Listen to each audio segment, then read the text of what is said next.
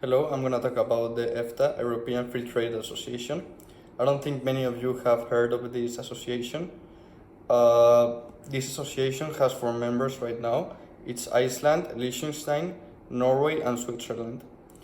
This treaty was made to improve the economic integration of each of its own members, and as well as uphold as global competitors in the global market. Let's have a closer look at the history of the EFTA.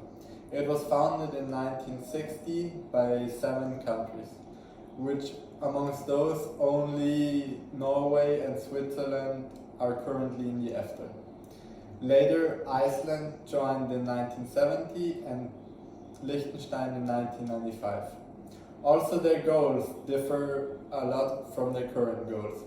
It used to be a competitor to the ECC, which later became the EU, until 1990, where they changed their profile and also agreed to trade agreements with countries outside of the EFTA. Okay, after seeing the history of this agreement, we're going to say what we believe is the most important proposal to improve this agreement, and that is to make a trade agreement with the United States of America.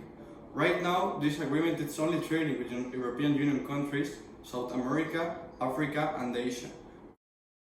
We think they're missing the most important country right now, that is the first world potency, and it's the United States of America.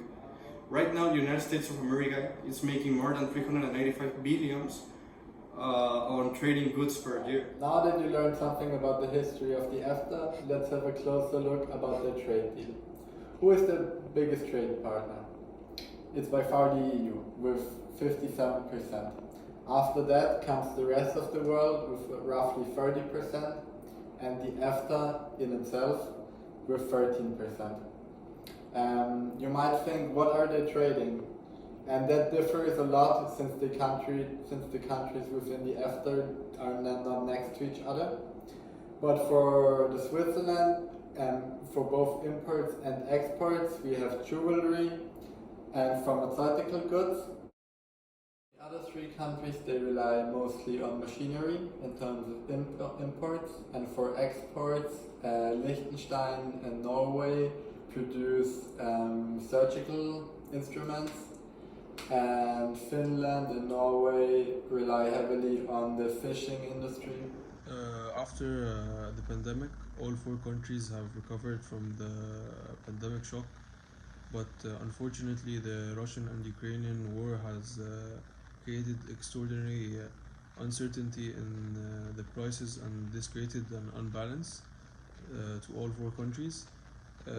This creates a lot of pressure on the agreement to succeed, and limits the EFTA's expansion throughout the coming years.